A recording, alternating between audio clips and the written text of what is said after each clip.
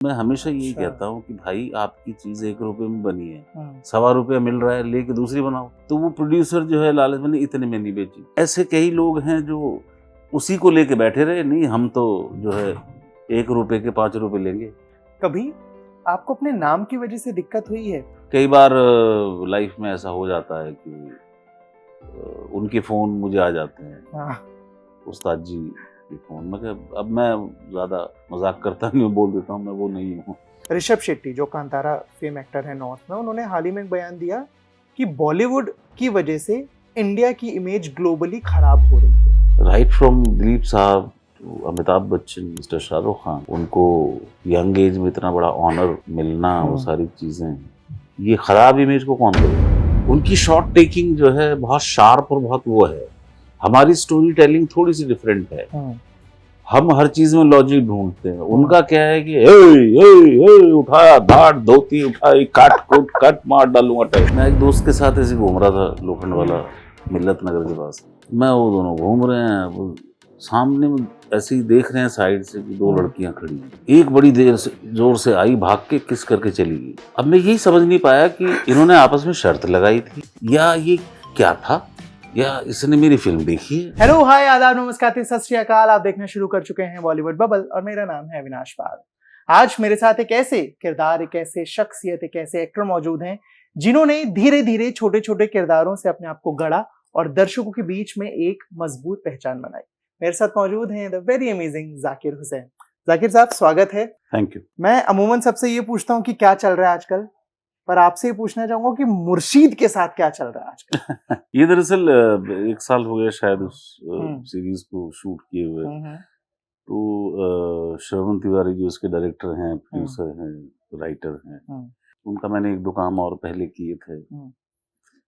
तो मुझे लगा चलो कुछ होगा ठीक सा, जो भी अच्छा ही काम करते हैं और वो हमेशा याद करते हैं जब भी कोई काम करते हैं कुछ। तो ये किया और उसके बाद जो है फिर डबिंग का टाइम आ गया। तो अभी रिसेंटली पिछले हफ्ते उनका फोन आया कि ऐसे ऐसे ZEE5 पे रिलीज हो रहा है। बड़ी खुशी की बात है। एक अच्छी बात उनके साथ ये है कि वो जो भी काम करते हैं वो बाहर आ जाता है, रिलीज हो जाता है। ये इससे क्या होता है कि वो स्टेगनेंट नहीं होता। मतलब एक स्टेगनेंट जो होता है कि आपका काम ही नहीं बाहर आ पा रहा है, और बहुत सारे ऐसे लोग हैं जिनके काम अटक जाते हैं, वो नहीं आगे बढ़ पाते। लेकिन इसके साथ अच्छा है कि तो बहुत लालची नहीं है। दूसरी बात ये है कि उसको लगता नहीं है कि मैंने दुनिया का सबसे अच्छा कुछ प्रोडक्ट बनाया है। बहुत लोगों को ऐसा लगता है ना, हमने तो बहुत अरे बड़ी हमने फिल्म तो बनाई, क्रिएट कर दिया कुछ अलग। कुछ कर दिया, इसको इतने सस्ते में नहीं बेचेंगे। तो ही इज लाइक भैया बह रहा है, निकल जाने दो, तब कुछ नया आएगा ना। फिर रोक के बैठ गए तो कैसे आएगा। तो अच्छा है, उसमें काम करने में मजा भी आता है ऐसे लोगों के साथ। और आपका काम चाहे अच्छा हो चाहे कम अच्छा हो, बुरा तो मैं नहीं कहूँगा, तो अच्छा है या कम अच्छा है, वो आ जाए सामने, दिख जाए, ताकि लोगों को ये रहे कि हाँ भाई ये भी काम करना जानते हैं। आपने जो चीज बताई उसमें से 2 सवाल। पहली चीज तो ये कि आपने बोला लगभग 1 साल पहले किया था। बतौर एक्टर कोई काम शूट किया और रिलीज हो रहा है वो कुछ अंतराल के बाद, क्योंकि पूरा प्रोसेस होता है ना? वो बेचैनी, वो इंतजार, वो एक्साइटमेंट रहता है। दरअसल एक्चुअली होता क्या है, उस पर काम तो चलता रहता है।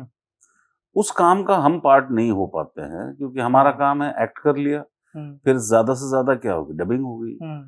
उससे ज्यादा भी हुआ बहुत तो इस तरह का कुछ इवेंट हो गया, इंटरव्यूज वगैरह हो गए। लेकिन एक मेकर के लिए वो 24 घंटे उसमें है। वो डबिंग कर रहा है, वो DI कर रहा है, वो प्रोसेसिंग कर रहा है, वो मिक्सिंग कर रहा है, वो उसको फाइन ट्यून कर रहा है, उसकी कलरिंग कर रहा है।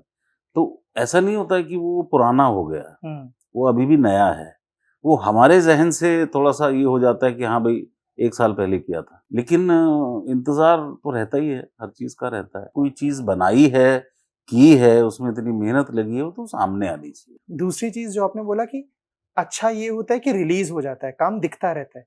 ऐसा हुआ है आपके साथ कि कोई फिल्म बनाई हो या कोई प्रोजेक्ट पे शूट किया हो लेकिन रिलीज ना हो पाया हो? बहुत, कई बार 3, 4, 5, 6 ऐसा कुछ, मुझे याद भी नहीं आता है। तो उसमें क्या हो जाता है कि अच्छा बनी भी अच्छी होती है चीजें, लेकिन होता क्या है कि एक ensemble कास्ट आपने इकट्ठी कर ली, उसमें आपने मेहनत से कहानी भी अच्छी सी बना ली, बहुत सस्ते में शूट भी हो रही है और बहुत अच्छे से हो रही है और हाथ के हाथ वो बिक भी जाने वाली है, तो वो प्रोड्यूसर जो है लालच में इतने में नहीं बेची। तो मैं हमेशा यही कहता हूँ कि भाई आपकी चीज 1 रुपए में बनी है, ₹1.25 मिल रहा है, लेके दूसरी बनाओ। बिल्कुल सही। और थोड़ी सी अच्छी बनाओ तो 1.25 की बनाओ, 1.5 की बेच दो, 1.5 की बनाओ, 2 की बेच दो। तो उससे क्या होगा कि आपका ग्रुप, आपका बैनर एस्टेब्लिश हो जाता है। लेकिन ऐसे कई लोग हैं जो उसी को लेके बैठे रहे, नहीं हम तो जो है 1 रुपए के 5 रुपए लेंगे। जो खरीदने वाले हैं उनको भी तो पता है कि इसकी कितनी पोटेंशियल है, इससे हमें कितना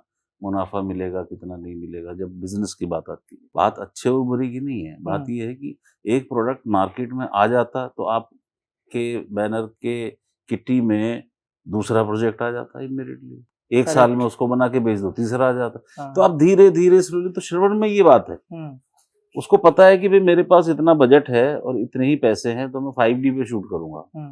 जब थोड़ा बजट बढ़ेगा तो मैं रेड पे शूट कर लूंगा, चला जाऊंगा, फिर और बढ़ेगा तो मैं एलेक्सा ले आऊंगा।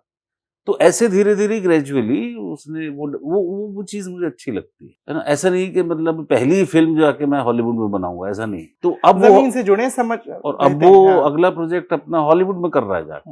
अच्छा, कहने का मतलब मेरा ये है कि ग्रेजुअली उसने एक प्रोग्रेस की है, जो कि बहुत स्टडी और सब्र वाला काम है। बहुत जल्दीबाजी में चीजें बिगड़ जाती। और ये जो प्रोजेक्ट नहीं रिलीज हो पाते हैं किसी भी वजह से, उसका पैसा बतौर एक्टर मिल पाता है या वो भी अटक जाता नहीं, है? पैसा तो हमको पहले हुआ करता था, अभी भी ऐसा होता है कि भाई ये इतना डबिंग पे आपको मिल जाएगा सारा, या रिलीज तक मिल जाएगा। तो डबिंग तक रख के वो पैसा सब ज्यादातर मिल ही जाता है। अब पहले थोड़ा होता था, सीरियल वगैरह में क्या होता था कि हाँ भाई 1 महीने बाद पेमेंट आएगा, पता लगा 1 महीने तक होते होते होते वहाँ कुछ गड़बड़ हो गई, वो ऑफेयर हो गया, पैसे भी अटक गए।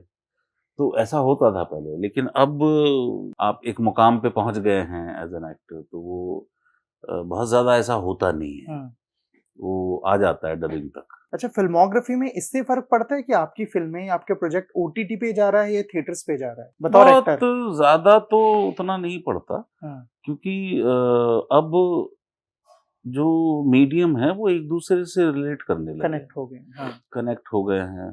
उसी OTT पे आपको टेलीविजन के सारे प्रोग्राम, जैसे खास किसी एक पर्टिकुलर ग्रुप का OTT है और सबके अपने अपने टीवी के चैनल भी हैं, सबके अपने अपने OTT भी हैं।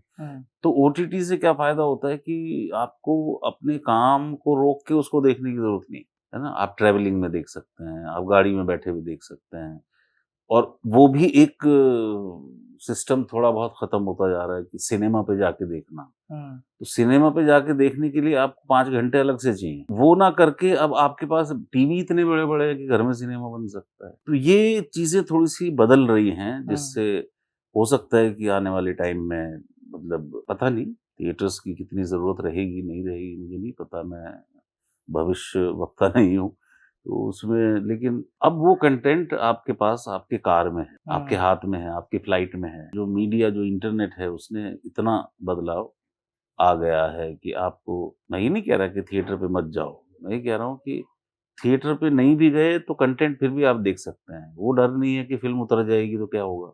इसका कहीं ना कहीं कोई नुकसान भी है कि पहले जहाँ कोई भी प्रोड्यूसर या जो भी टीम किसी प्रोजेक्ट में पैसा लगा रहे हो, शायद खुल के थोड़ा लगाते थे, बट अब ये भी लगता है कि यार क्या पता लोग सिनेमा घर तक नहीं पहुंचे, OTT के वेट में रहे, तो हमें पैसा तो मिल नहीं पाएगा, रिकवर हो नहीं पाएगा। एक्चुअली क्या है ना, ये सिस्टम का हिस्सा है। जैसे पहले OTT वाले कह रहे हैं हम देते हैं पैसा, आप बनाइए, हम दिखाते हैं।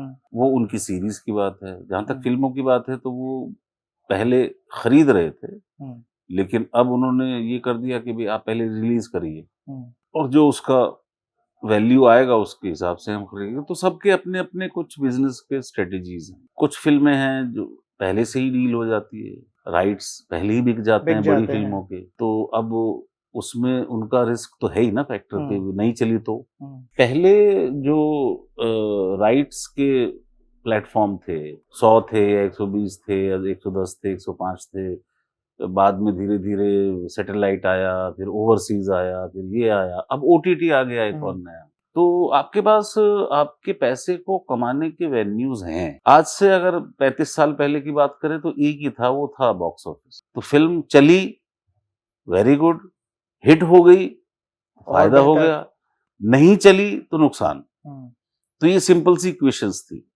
लेकिन बाद में धीरे धीरे जब राइट्स वाला मसला आया तो उसने क्या किया कि पैसा रिकवर करने का तरीके आ गए, और तरीके आ गए।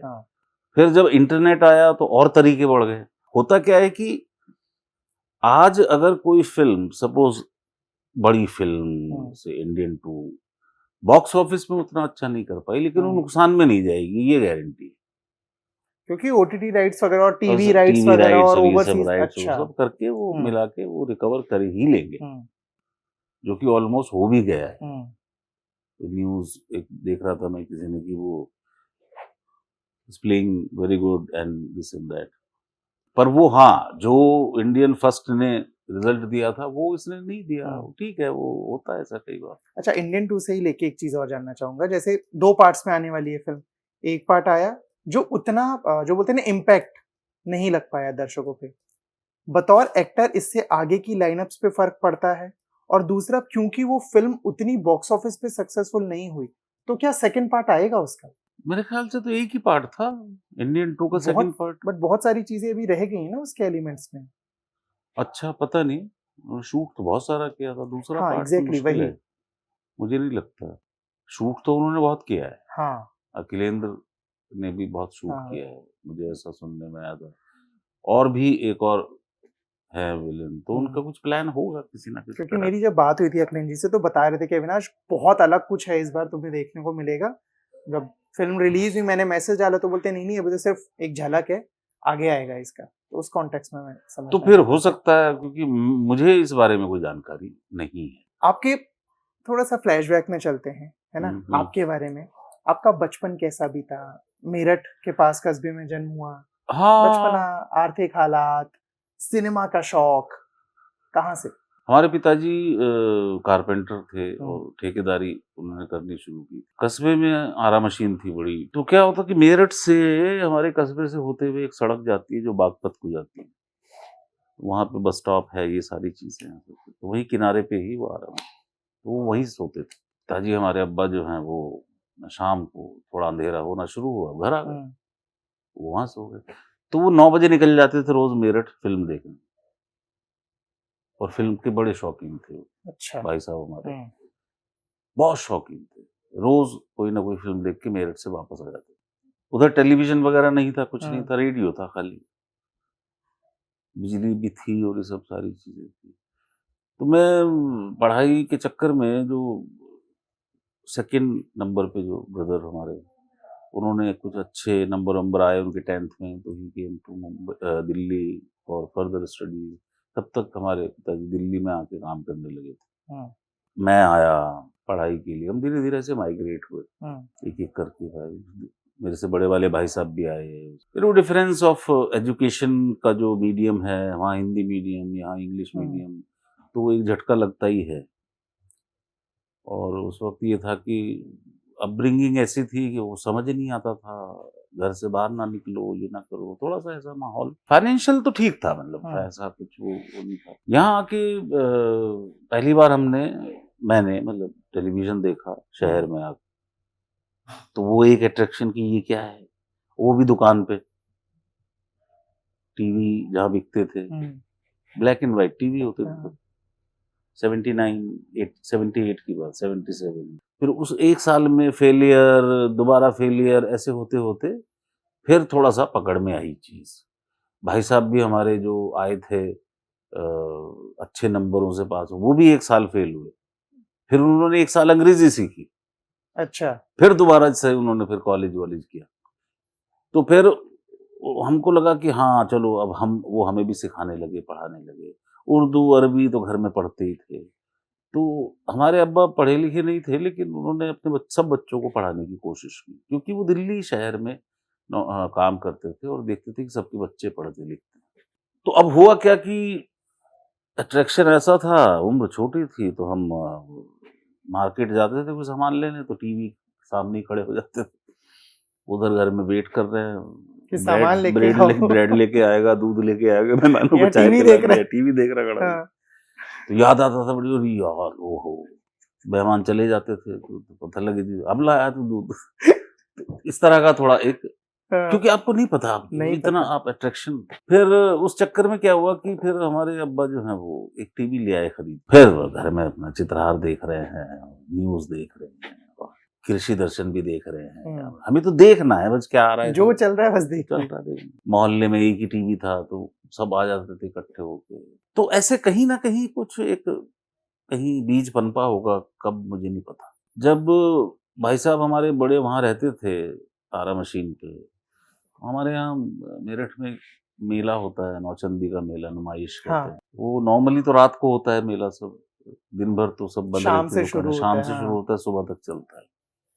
तो मेरी उम्र तो 10 या 11 साल होगी, तो पहली बार मैंने फिल्म तब उनके साथ मेले में जाके देखी। कौन सी थी याद है? सबसे पहली फिल्म थी प्रेम कहानी। अच्छा। राजेश खन्ना। फिर 3 फिल्में देखी थी बैक टू बैक, एक थी मुगले आजम और फिर एक थी ईमान धर्म।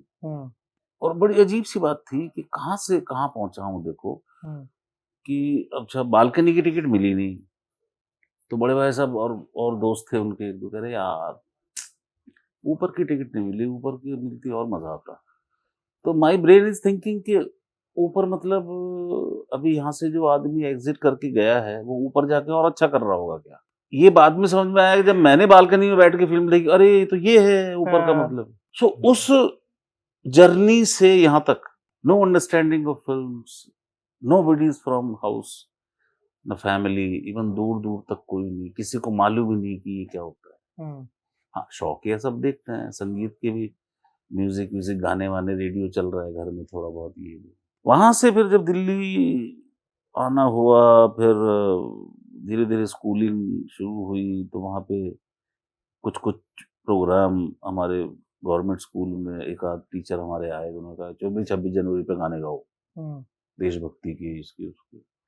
तो गा लिया करते थे थोड़ा बहुत, वो गा दिया हमने। तो एक और मेरा दोस्त था वो भी गाता था, वो थिएटर करना उसने शुरू कर दिया था।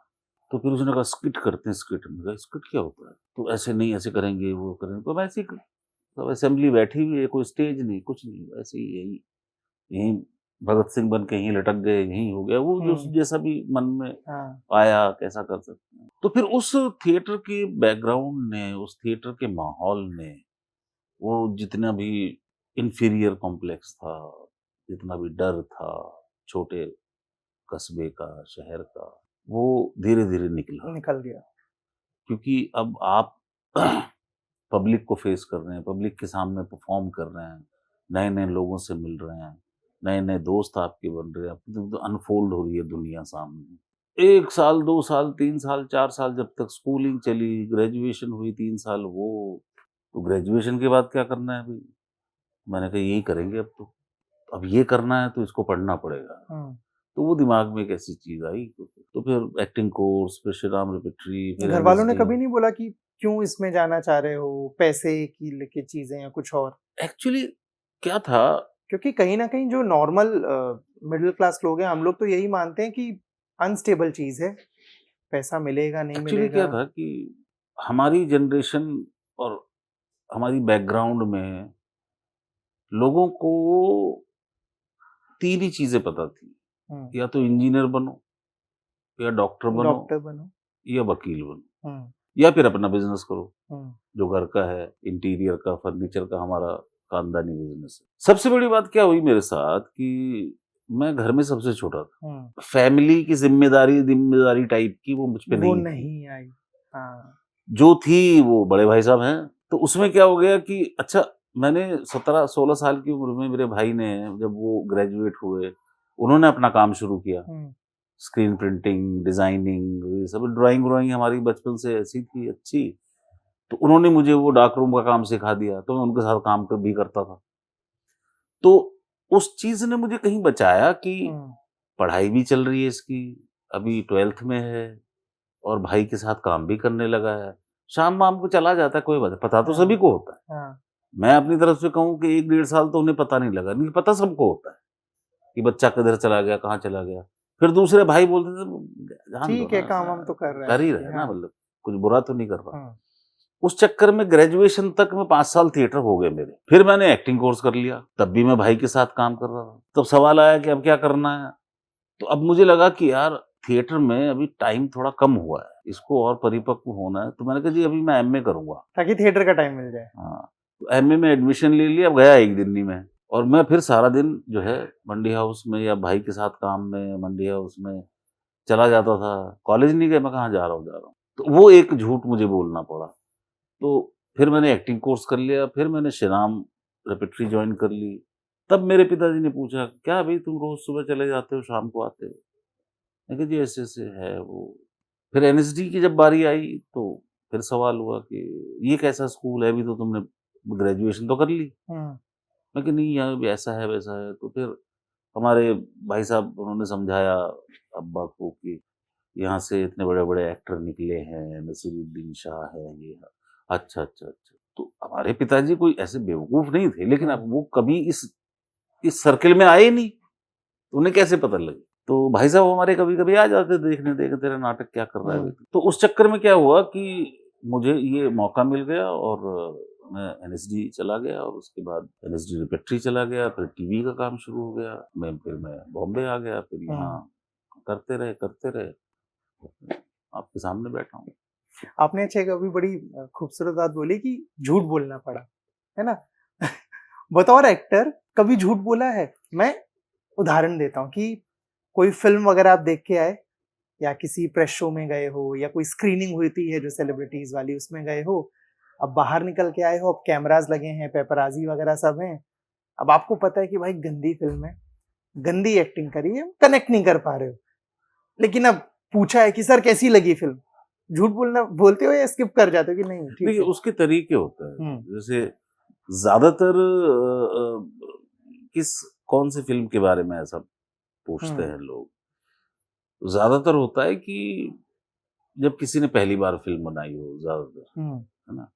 हमारा पलाश मुच्छल नाम है उसका, डायरेक्टर है, उनकी बहन सिंगर है। उसने एक फिल्म बनाई थी अर्ध, राजपाल को लेकर। तो अगली फिल्म में वो मुझसे कुछ करवाना चाह रहे थे, तो मुझे उसने स्क्रीनिंग पे बुलाया। स्क्रीनिंग के बाद मुझे कैसी लगी फिल्म, मैं कि ये गलत सवाल है, इसकी पहली फिल्म है, इसने पहली फिल्म बनाई है, बहुत पैशन से बनाई होगी, बहुत दिल से बनाई होगी, तो मैं इस कोशिश करने को 10 में से 12 नंबर दूंगा। कैसी लगी कैसी नहीं लगी ये अभी इसका टाइम नहीं है। ये तो अभी आने दो, अभी ये परिपक्व होगा, दूसरी बनाएगा, फिर इसको कुछ 4 बातें समझ में आएगी, तीसरी बनाएगा, फिर 4 बातें समझ में आएंगी, 5वीं 6ठी फिल्म पे पूछेंगे कि भाई तूने कुछ सीखा कि नहीं अभी तक।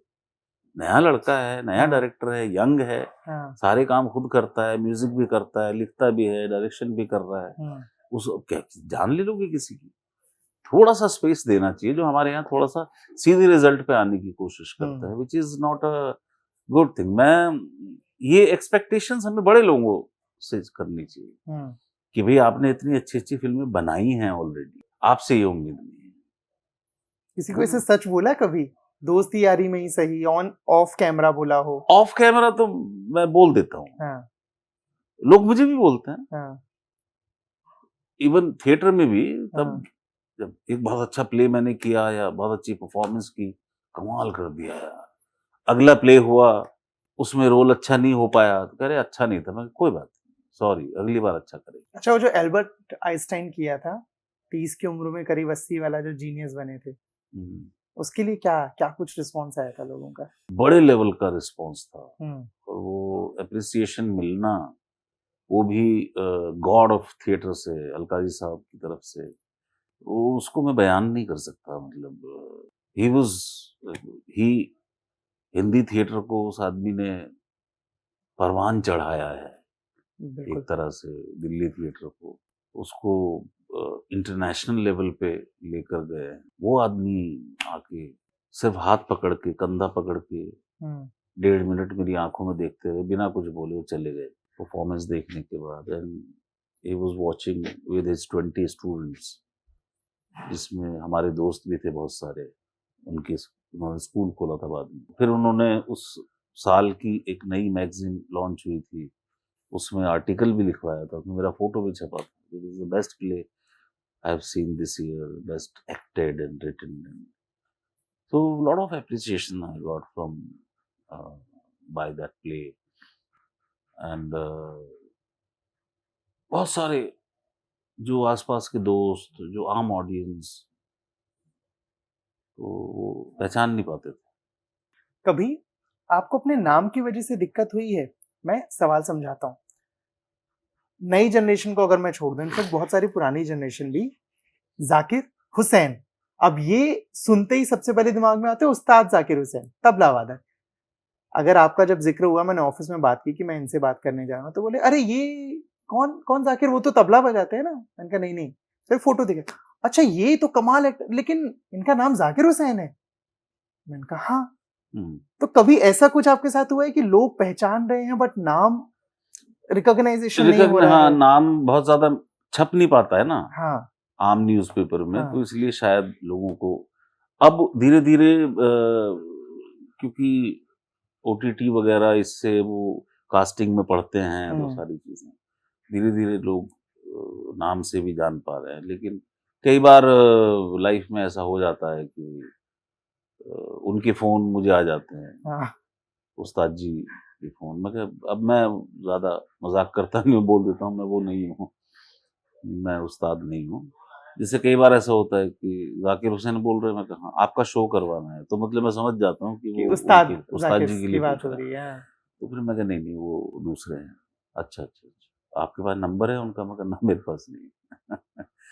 तो कई बार ऐसा बहुत बार होता है। ऐसा भी होता है कि हाँ लोग आए, हेलो सर आपका वो काम था, बहुत अच्छा था, sorry I didn't get your name, और पोलाइटली ऐसे तो उसमें ठीक है।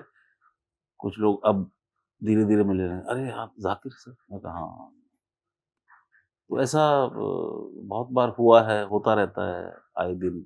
बतौर एक्टर वो प्रोजेक्ट आप कौन सा मानते हो जिसके बाद लोगों के बीच में पहचान मिली आपको? सरकार। कोई इसके बाद कोई फैन मूवमेंट याद है? मैं एक दोस्त के साथ ऐसे घूम रहा था लोखंड वाला मिल्लत नगर के पास, और वो जो पीछे ICICI बैंक की तरफ का जो एरिया है, तो पहले तो अंधेरा सा रहता था। मैं वो दोनों घूम रहे हैं, वो सामने ऐसे ही देख रहे हैं साइड से कि दो लड़कियां खड़ी हैं। एक बड़ी देर से जोर से आई, भाग के किस करके चली गई। अब मैं यही समझ नहीं पाया कि इन्होंने आपस में शर्त लगाई थी, जैसा ऐसा कई बार इंसिडेंट होता है, बिल्कुल हाँ। या ये क्या था, या इसने मेरी फिल्म देखी है, हाँ। या क्या है। तो बस वो फिर तो ऐसा कई बार हो जाता है। कुछ लोग डरने लगे, कुछ एक्टर्स। एक बार ऐसा हुआ, मैं एक शूटिंग कर रहा था, उसमें कुछ डांस सीक्वेंस था। तो मुझे नाचना नहीं था, लेकिन जैसे आसपास लड़कियां नाच रही हैं डॉन के और ये सब, तो एक बेचारी लड़की थी डांसर्स में, तो जो कोरियोग्राफर था उसने कहा सर तो आपके साथ फोटो खिंचवाना चाहती हूँ। क्यों? ऐसे कर दिया, वो रोने लग गई। और सुबह के रोने लगी। बाप रे। तो डरी भी वो पहले से थी कि इनसे डर लगता टाइप, और मैंने क्यों ऐसा कर दिया, तो रोने बैठ गई बिल्कुल। अरे मैंने कहा उसको इतना मैंने पैम्पर किया, फिर मैंने नहीं ऐसी कोई बात, उसको चुप ही ना हुए।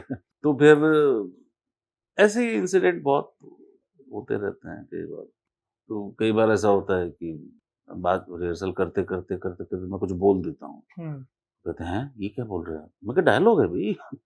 अरे मैंने सोचा आप बोल रहे हैं मुझे। 2010 में आपने एक इंटरव्यू में कहा था कि ये बड़ा दुखद है कि एक्टर्स को बहुत आसानी से रिप्लेस कर दिया जाता है, या हो जाते हैं बहुत आसानी से रिप्लेस। अभी भी ऐसा मानते हैं? लगभग 13-14 साल हो गया है और काम करते हुए। देखिए क्या है, कुछ चीजें बताई जाएं नहीं बताई जाएं तो बड़ा थोड़ा सा क्या होता है ना, कीचड़ में अगर लठ मारो तो फिर वो खराब ही होता है। क्या होता है कि जैसे आप देखेंगे IMDb पे कुछ 2-4 काम ऐसे हैं जो मैंने किए ही नहीं है। जैसे रईस। अच्छा। तो वो मेरी लिस्ट में लिखा हुआ है, पता नहीं किसने लिख दिया, मैंने तो किया ही नहीं उसमें काम। तो मैं ये समझता हूँ कि ऐसा होता होगा कि भाई कंसिडरेशन में आप हैं और कास्ट हुए नहीं, तो वो कंसिडरेशन की लिस्ट में लगा दिया उन्होंने। तो जब भी कोई मुझसे पूछता है आप रईस में आपने किया, मैं मैंने किया नहीं, वो गलती से किसी ने डाल दिया। अब वो रिप्लेसमेंट की बात है कि आप कंसिडरेशन में रहे होंगे, ऐसे ही कई बार ऐसा होता है कि कुछ प्रोग्राम शेल्व हो जाते हैं, किसी भी वजह से हो जाते हैं, राइटिंग की वजह से हो जाते हैं, कई बार डायरेक्शन की वजह से हो जाते हैं, कई बार नहीं मजा आ रहा यार एक्ट्रेस की परफॉर्मेंस में। तो ये आउटपुट के ऊपर डिपेंड करता है। भाई हम तो पूरी कोशिश करते हैं कि जो हमको बताया जाए हम वो करें, हम वो उसको प्रॉपरली स्टेज पे लेके आ जाए, कैमरा के सामने लेके आ जाए। लेकिन कई चीजें वर्कआउट नहीं हो पाती तो नहीं हो पाती, क्या कर सकते हैं? उसमें नुकसान होता है, सबका होता है। और अभी रिसेंटली मेरे साथ ऐसा हुआ है, जो 15 दिन की शूटिंग करके वो वर्कआउट नहीं हो पाया तो शेल्व हो गया, या वो रीराइट हो रहा है, या जो भी व्हाटएवर। मैं किसी का नाम लेना बिल्कुल, ठीक नहीं है। हाँ। तो इसको मैं ये नहीं मानता कि अरे ये क्या हो गया, हाय मैं तो लुट गया, बर्बाद हो गया, वो सब नहीं। ठीक है, वो आया था तब अच्छा लग रहा होगा, अब नहीं लग रहा, क्या करे? तो हर आदमी ये चाहता है ना कि मेरी चीज बने तो एक ऐसी बने ना कि लोग याद रखें, याद रखें बात उसे। करें। एक तो हो गया प्रोजेक्ट कर लिया लेकिन रिलीज नहीं हो पा रहा। एक दूसरा आपने बोला कि प्रोजेक्ट वापस शेल्व हो जाते हैं किसी भी एक्सवाइजेड रीजन की वजह से।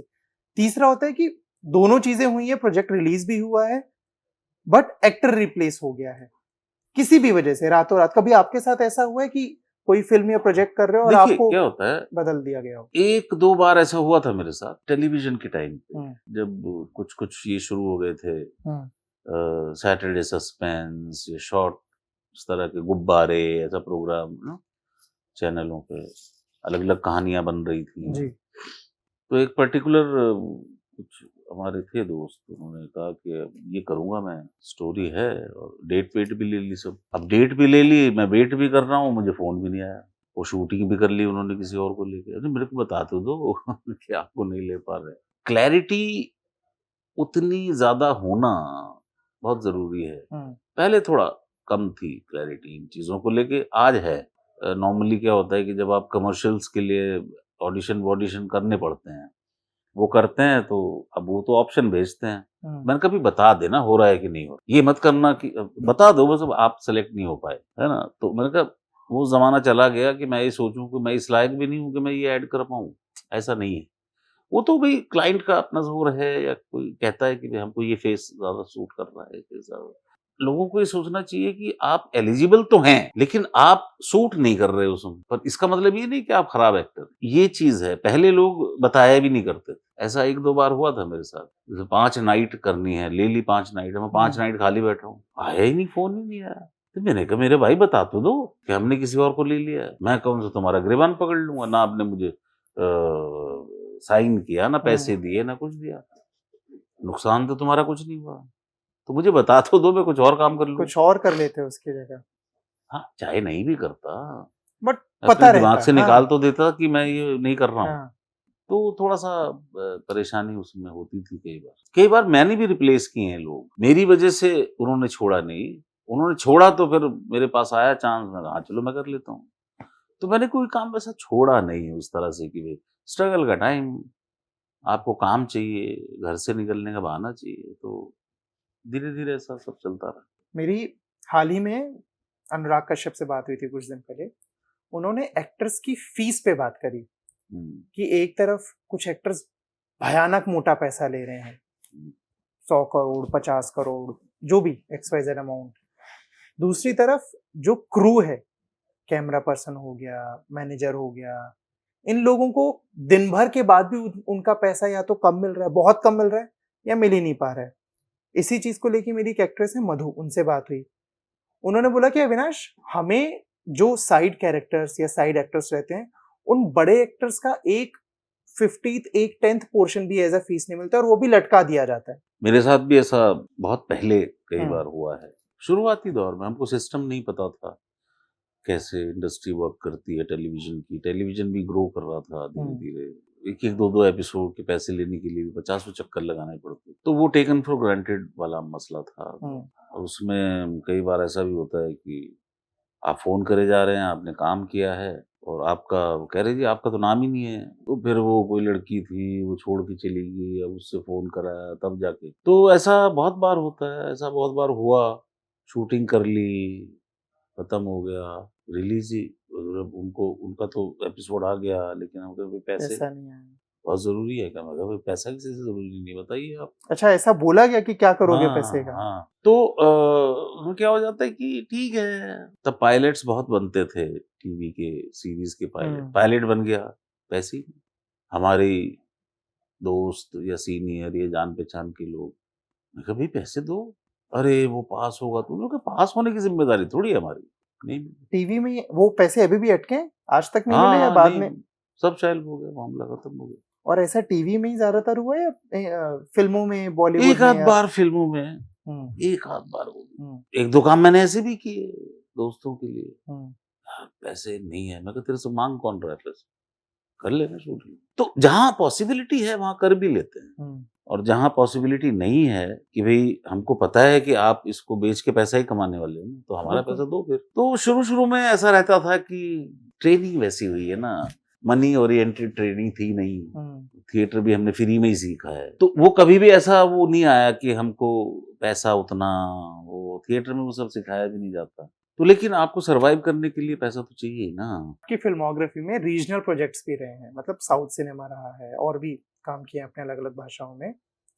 कुछ अंतर महसूस करते हैं बतौर एक्टर कि अगर फॉर एग्जांपल आप तमिल या तेलुगु फिल्म में रहे, तो वहां जब काम कर रहे हैं, उनका शूटिंग इन्वॉल्वमेंट, उनकी टाइमिंग्स, वहां की फीस, वहां का जितनी चीजें और जो भी फिल्मों को इफेक्ट करती हैं, कुछ कुछ डिफरेंस फील होता है इधर हिंदी से? भाई अब ऑलमोस्ट थोड़ा सेम जैसा हो गया। हाँ, उसमें क्या होता है कि क्योंकि भाषा की वजह से डायरेक्टर से कम्युनिकेशन दूसरी लैंग्वेज में हो जाता है, इंग्लिश में हो जाता है और समझ में आ जाता है। को एक्टर से समझ में आ जाता है, हम असिस्टेंट से पूछ लेते हैं कि क्या बोल रहे हैं, या मुझे किस तरह से कुछ बोलना है, क्या स्टाइल ऑफ वर्किंग है, हमें ऐसा महसूस होता है कि बहुत प्रोफेशनल हैं, बहुत ये हैं। हाँ, वो हैं, टाइम के पंक्चुअल हैं सब लोग, और उनको टाइम पे ही चाहिए होता है, क्योंकि ऐसा नहीं है कि भाई 9 बजे की शिफ्ट है और डायरेक्टर जो है 9:30 बजे आ रहा है, वो आपको वहाँ 8 बजे दिखते हैं सब लोग, तैयारी के साथ दिखते हैं सब चीज़ें। अब यहाँ भी ऐसा होने लगा है, ऐसा नहीं है कि यहाँ नहीं ऐसा होता है। मैं जितने भी यहाँ काम कर रहा हूँ सब रेडी रहते हैं, तो एक दूसरे से इंडस्ट्री एक दूसरे का देख के, सीख के, समझ के कर रही है, क्योंकि अब क्या हो गया कि जो कॉरपोरेट है या पैसा है या प्रोडक्शन हाउसेस बन गए हैं, अब उनका जो है हर चीज स्टेक पे है। पहले सिंगल प्रोड्यूसर है, कैश का फ्लो ज्यादा था, तो उसमें क्या था कि एम्बिगुअस और एक मिसलेनियस अकाउंट, ये सारी चीजें होती थी जिसके अंदर चलता था। उनको पता है कि इतना तो जाएगा हमारा, इतना तो वो उसको जाएगा, इतना उसको जाएगा, इसका तो ये सब चलती रहती थी चीजें अंदर खाने में। लेकिन वो अभी भी है, लेकिन उसका रूप थोड़ा बदल गया है, चीजें बदल गई हैं। अब जो है आप सब को 100% वाइट में आप करते हैं सारी चीजें, तो वो भी अच्छा था हमारे लिए, ये भी अच्छा है हमारे लिए। तो हम तो सिस्टम का हिस्सा हैं, उसके बिना तो हम चल नहीं सकते, है ना। जो आदमी सामने से अगर बाई चांस गलती से बोले भी कैश दे दो, तो मैं कैसे दिखाऊंगा? उनकी अपनी अकाउंटिंग की प्रॉब्लम है। तो वो सारी चीजें जो हैं वो सही हैं, और ये बदलाव आया है, बदलाव साथ चलना पड़ेगा हम। अच्छा, एक चीज और, जैसे पिछले कुछ वक्त में साउथ सिनेमा काफी इवॉल्व हुआ है ना, इंटरनेशनली उसकी बात हो रही है, नॉर्थ बेल्ट में भी अब लोग उसके साउथ के काम को पसंद कर रहे हैं, तारीफ कर रहे हैं। इसका क्या नेगेटिव असर भी हुआ है? मैं उदाहरण देता हूँ, ऋषभ शेट्टी जो कांतारा फेम एक्टर है नॉर्थ में, उन्होंने हाल ही में एक बयान दिया कि बॉलीवुड की वजह से इंडिया की इमेज ग्लोबली खराब हो रही है। पता नहीं को मैं पूरी तरह से सही नहीं मानता हूँ। ग्लोबली बॉलीवुड की वजह से ऐसा नहीं है। राइट फ्रॉम दिलीप साहब, अमिताभ बच्चन, रिसेंटली मिस्टर शाहरुख खान, उनको यंग एज में इतना बड़ा ऑनर मिलना, वो सारी चीजें, ये खराब इमेज को कौन देगा? भैया आप देखिए, एक किस्सा ही है शायद, वो बच्चन साहब कहीं यूरोप में टहल रहे थे, मार्केट में गए, पैसे कम हो गए, बढ़ गए, तो बोला मैं भेज दूंगा आपको इंडिया से। उसने पूछा आप कौन? कहते एक्चुअली क्या है कि मैं जो हूँ बताऊंगा, कोई लेटर लिखना, उस पर लिखना अमिताभ बच्चन इंडिया, वो मेरे घर पहुंच जाएगा। मैं मोरक्को गया शूटिंग करने, वहां पे एक थिएटर है उनके चौक पे, पुराने एक्टर्स में मीना कुमारी, दिलीप कुमार, राज कपूर, इन सब की फिल्में हमारी रिलीज होती थी। तो इंडियन सिनेमा की रीच पहले से ही बाहर तक है, टुकड़ों में थी। अफगानिस्तान में बहुत फैन फॉलोइंग थी बच्चन साहब की, खुदा गवाह की वजह से। वो खुद बताते हैं। बॉलीवुड का नाम खराब नहीं, बॉलीवुड तक पहुंची है, बॉलीवुड पहुंचा है, हॉलीवुड तक पहुंच गया है ना। देखिए अभी करीना कपूर का डेब्यू होने वाला है, एक फिल्म आने वाली है। आलिया का हो चुका है, प्रियंका आलिया हो चुका है, प्रियंका का हो चुका है, इरफान साहब का हो चुका है ना। तो मुझे तो ऐसा नहीं लगता कि साउथ की फिल्म से कोई एक भी गया हो हॉलीवुड की फिल्म में। धनुष का हुआ है, है ना। तो महान बड़े एक्टर अपने अपने दायरे में सब है। वो अलग बात है, जो डिफरेंस है कि वहाँ फैनेटिक फैन फॉलोइंग है, वो आपको देवता बना के पूछते हैं अपने सुपरस्टार को, और वो रियल में है। वो ऐसा नहीं है कि छोटा मोटा है, वो अगर मतलब वो बिजली का तार पकड़ के मर जाते हैं यार, वो फैनेटिज्म है उधर। लेकिन ये कहना कि बॉलीवुड की वजह से छवि खराब हुई है, तो मुझे तो कहीं दिखाई नहीं देता। भाई आपकी फिल्मों का इन्फ्लुएंस आया है इधर, पैन इंडिया हो गया है, तो अब वो क्योंकि धीरे धीरे साउथ की फिल्में डब होके आने लगी, वो आदत की बात है ना, उसमें लगे 10 साल, वो धीरे धीरे हमको अच्छी लगने लगी। फिर उनको एक सीरियस तरीके से, एक अच्छी तरह से, अब वहाँ के डायरेक्टर इधर आके भी काम कर रहे हैं। वो कर तो पहले से ही रहे हैं। पी वासु एक डायरेक्टर थे जब आए, लाडला और ये सब फिल्में बनाई थी उन्होंने। उससे पहले उसके एक्टर वहां से, मतलब क्या जवानी में रजनी साहब ने नहीं किया यहाँ पे काम? बिल्कुल। कमल साहब ने नहीं किया, उसकी मम्मी है रति जी, उनकी पहली फिल्म इतनी बड़ी सुपर डुपर हिट थी, एक दूजे के लिए, तो उसमें कमल हसन थे।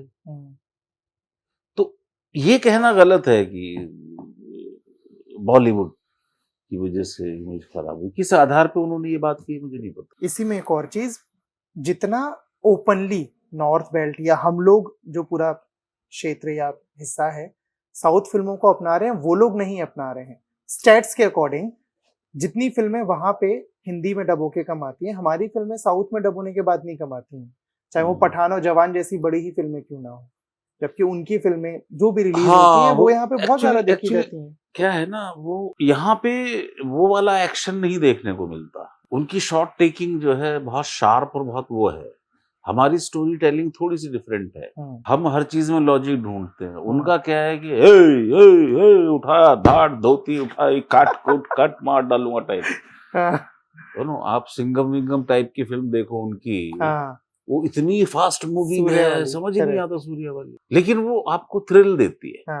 लेकिन वहां के लोग यहाँ के हीरो से आइडेंटिफाई नहीं कर पाते। हमने उनको अपना लिया है। हमें धनुष भी ठीक लगता है ना, हमें जो है मतलब कोई भी, मैंने कई सारी फिल्में की हैं, वो भी ठीक लगता है। उनकी शॉर्ट टेकिंग और फास्ट मूविंग मेलोड्रामा और ये सब जो होता है ना, ये आपकी ऑडियंस को आज भी पसंद आ रहा है।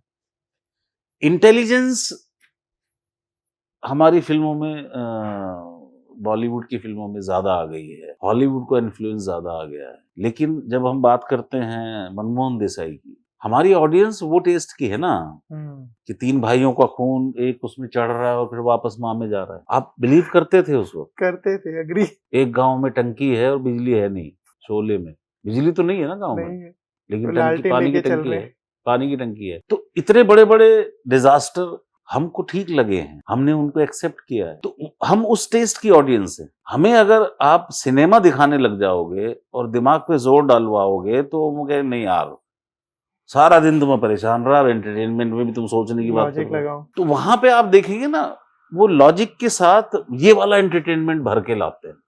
इतनी तक वो प्लानिंग करते हैं कि अच्छा अभी ऑडियंस आने लगेगी तो थोड़ा ये वो 5-10 मिनट के बाद वो फिल्म शुरू करते हैं। उससे पहले हीरो इधर उधर घूम रहा है, तो इंसिडेंट कहाँ से शुरू होगा, तब तक ऑडियंस सेटल हो जाएगी। यहाँ तक भी ध्यान देते हैं। अब कांतारा जो है उसमें एक उनका कल्चरल रिलीजियस लॉजिक है, जो कि हम आइडेंटिफाई नहीं करते उससे, हमें पता ही नहीं क्या है, लेकिन उनको पता है तो उनको समझ में आई है। तो ऐसे ही चीजें हैं मेरे ख्याल से, जो मैं समझ पाता हूँ। पिछले कुछ टाइम में सोशल मीडिया बहुत तेजी से बढ़ा है, खासतौर से इंस्टाग्राम या बाकी जितने और प्लेटफॉर्म्स हैं। मुकेश छाबड़ा, अभिषेक बनर्जी जैसे कास्टिंग डायरेक्टर्स से लेके कई सारे एक्टर्स तक इस चीज को बोलते हैं कि अब सोशल मीडिया फॉलोअर्स के बेसिस पे भी काम मिल रहा है, एटलीस्ट ओटीटी पे तो मिल रहा है। हाँ, होता है। आप ऑफिशियली इंस्टाग्राम पे हो या नहीं हो? जो 10,000 फॉलोअर्स वाला अकाउंट जो है वो आपका है? पता नहीं, वो देखना हाँ, पड़ेगा। क्योंकि एक अकाउंट जो मेरे को मिला वो क्योंकि ब्लू टिक नहीं था इसलिए मैं बहुत श्योर नहीं था। तो आपके पास कभी कुछ ऐसा आता है कि हम फॉलोअर्स बढ़वा देते हैं या उसके बेसिस पे काम हो जाएगा? बहुत आते हैं। मैं कहा नहीं, मेरे को नहीं चाहिए यार। फॉलोअर हैं मेरे, जो देखते हैं वो फॉलोअर ही हैं, चाहे इंस्टाग्राम पे हो चाहे ना हो, उससे क्या फर्क पड़ता है। मेरे को इंस्टाग्राम से कौन से पैसे कमाने? I don't believe in this, क्योंकि हमारा ये अपब्रिंगिंग नहीं है, ये हमको समझ नहीं आता कि मतलब ऐसा हो जाएगा, रील बना के डाल दो, अपना चैनल खोल लो। मेरा बेटा क्योंकि खुद सिनेमेटोग्राफर है, बनाओ आप अपना यूट्यूब चैनल। बीवी भी बोलती रहती, वो भी थिएटर से हैं, अपना बनाओ आप। मेरे घर में ही है सब कुछ, मतलब मेरा बेटा ही शूटिंग कर लेगा। वो प्राग फिल्म स्कूल से पढ़ के आया है, तो ऐसा नहीं है। मतलब बस वही है कि अरे यार क्या सबकी भीड़ में हम भी शामिल हो जाए टाइप ऐसा होता। तो सोशल मीडिया का अपना फायदे हैं, कुछ नुकसान है। उसमें क्या होता है कि झूठ बहुत जल्दी सच बन जाता है, सच बहुत जल्दी झूठ बन जाता है। बिना सोचे समझे, बिना तहकीक किए हर आदमी सीधा फॉरवर्ड करने लगता है। चुटकुले वगैरह हो एक अलग बात है, मजाक हो, जोक हो, मीम हो, चलो समझ में आता है। तो सीरियस मुद्दे की बातें भी बहुत जल्दी से वायरल हो जाती हैं, जिसके बारे में आपने सोचा नहीं है। तो बेसिकली क्या हो गया, वो गाली देने का एक अड्डा बन गया है और कुछ नहीं। तो which is a very bad thing कि आपके हर किसी के हाथ में है, एक दूसरे को गाली दे रहे हैं, बच्चा भी देख रहा है, बड़े भी देख। वो फलाना ऑटो वाला ऐसा कर रहा था, उसका नाम ये कम्युनिटी से था, उसका नाम ये कम्युनिटी से था, फिर वो दूसरी कम्युनिटी वाले रेड मारते हैं, फिर तीसरी वाले अरे यार इतनी फुर्सत कहाँ से है तुम लोगों के पास? ऐसे कहने से कुछ नहीं होगा।